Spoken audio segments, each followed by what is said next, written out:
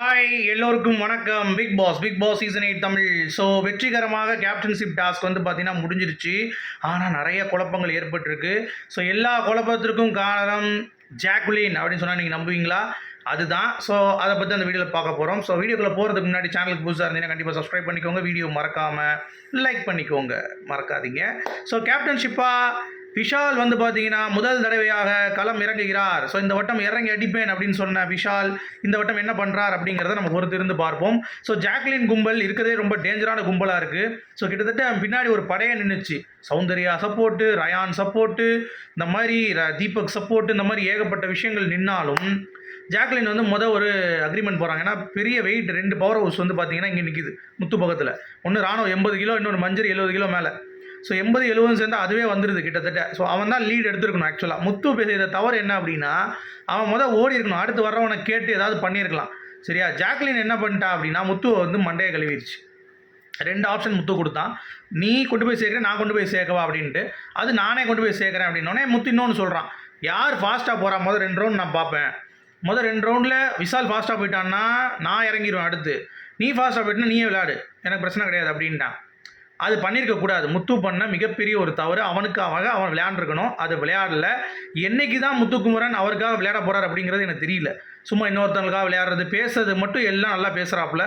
மற்றபடி டாஸ்க்னாலும் பங்களிப்பு இருக்க மாட்டேங்குது. ப்ளஸ் வந்து பார்த்தீங்கன்னா ஒரு டாஸ்க் கேம் வருதுன்னா அதுலேயும் வாய் பேச்சு தான் வந்து இருக்குது அப்படிங்கிறது பார்க்க முடியுது. ரொம்ப ரொம்ப டிசப்பாயின்ட் பண்ணுறாரு முத்து. ஸோ முத்து இந்த இடத்தில் இறங்கி ஆடி இருக்க வேண்டும் அப்படிங்கிறது தான். ஆடி இருந்தால் தூக்கிட்டு போயிருந்தா கூட அடுத்து வரவன்ட்டு நீ கேட்டுக்கோ.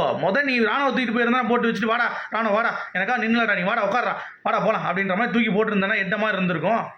ராணுவுக்கு அது டிசப்பாயிண்ட் ஆயிடுச்சு. நிறைய பேர் ராணுவ வந்து முதுகில் குத்திட்டான், அப்புறமா பார்த்துட்டு பதறிட்டு இருந்தாங்க. இப்போ பார்த்தீங்கன்னா தெளிவாக தெரிஞ்சிருச்சு. ஏன்டா என்னே நீ கூட்டு போக மாட்டேற, ஒத்து போக மாட்டேற.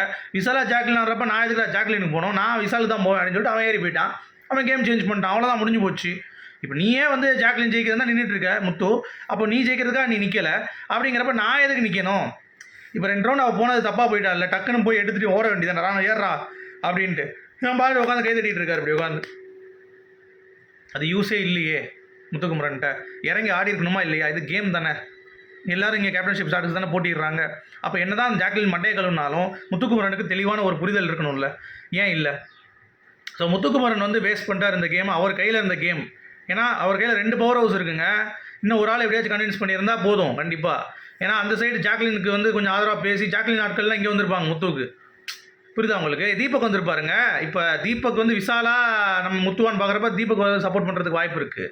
சரியா? அதுக்கடுத்து சௌந்தர்யா சப்போர்ட் பண்ணுறதுக்கு வாய்ப்பு இருக்குது விசாலுக்கு பதிலாக. கேமே இவரே வந்து சொதப்பி விட்டார், நீயே விளையாண்டுக்கோ அப்படின்ற மாதிரி. ஜாக்லின் வந்து பார்த்தீங்கன்னா அப்படியே போகிற மாதிரி போய் அது நல்லா குண்டாக இருக்குல்ல, ஓட முடியல, மூச்சு வாங்கி எழுதி போயிடுச்சு. ஸோ அதில் ஒரு விபத்து வேறு ஏற்பட்டுது. ரஞ்சித் வந்து கீழே விழுந்து மண்டையில் லைட்டாக அடிபட்டுச்சு. அந்த மாதிரிலாம் வந்து பரபரப்பு ஏற்பட்டு கடைசி வந்து பார்த்தீங்கன்னா யார் தோல்வியை சந்தித்தார்னு பார்த்தீங்கன்னா முத்து தான் கேவலமாக தோத்தார். ராணுவ வந்து பார்த்தீங்கன்னா கடைசி கேம் சேஞ்ச் பண்ணி ஒரு 70-80 கிலோ லீடிங் வந்துட்டாங்க. ஸோ கடைசியாக வந்து யார் வெயிட் அதிகமாக கொண்டு போகிறாங்களோ அவங்க தான் கேப்டன் சொல்லி டிசைட் பண்ணிட்டாரு. பிக் பாஸ் வந்து பார்த்தீங்கன்னா விஷால் அப்படின்றத அறிவிச்சிட்டாரு. அப்புறம் இவங்க 2 பேரும் வந்து நீ என்ன பண்ண, நீ பண்ணது கேட்டியான்னு கேட்குறாங்க. அதுக்கு மஞ்சரி சொல்கிறாங்க, எப்பா ராணுவம் தூக்கி போட்டு வண்டியில் அள்ளி போட்டுருங்கணும்பா, ஏன் அதை போடல, கடைசி அதுக்கு வச்சுருந்தீங்க அப்படின்ற மாதிரி. ஏன்னா அவங்க வந்து ஜாக்லின் வந்து அவங்க ஜெயிக்கணுங்கிறது தான் முத்து ஜெயிச்சிட போகிறான்றதுக்காக அவங்க ஒரு சுயநலமாக ஒரு என்ன யோசிச்சிட்டாங்கல்ல, அதுதான் தோல்விக்கு காரணம். ஸோ ஜாக்லினுக்கும் ஆப்பு, முத்துக்கும் ஆப்பு. ஸோ 2 பேரும் விளையாடல, அதனால் தோத்துட்டாங்க. அவ்வளோதான். விஷால் வந்து எய்ம் பண்ணி விளையாடினா ஜெயிக்கணும்னு விளையாண்டு ஜெயிச்சான். அவ்வளோதான், முடிஞ்சு போச்சு. இதுதான், இப்படி தான் நம்ம பார்க்கணும் சிம்பிளாக. ஸோ இது எவனும் முதுகில் குத்துறது இதெல்லாம் கிடையாது. இட்ஸ் கைண்ட் ஆஃப் ஒரு strategy played by Vishal and team. ராணுவ கடைசியாக நல்ல ஒரு சேஞ்ச் பண்ணி ஒரு கேம் வந்து பார்த்தீங்கன்னா புஷ் பண்ணி விஷால் கையில் ஈஸியாக கொடுத்தா. ராணுவ வெல் பிளேட் அப்படிங்கிறத முத்தும் ஒத்துக்கிட்டான் லைவில். ஸோ இதுதான் ஃபார்மேட். ஸோ உங்களுடைய கருத்து என்னன்னு சொல்லுங்கள். வேற லெவல் ஆட்டம் கேப்டன்சி. விஷாலுடைய கேப்டன்சி எப்படி இருக்குது அப்படிங்கிறத பார்க்கணும். சரிங்களா? ஸோ மீண்டும் சந்திப்போம். Thank you guys. Good bye.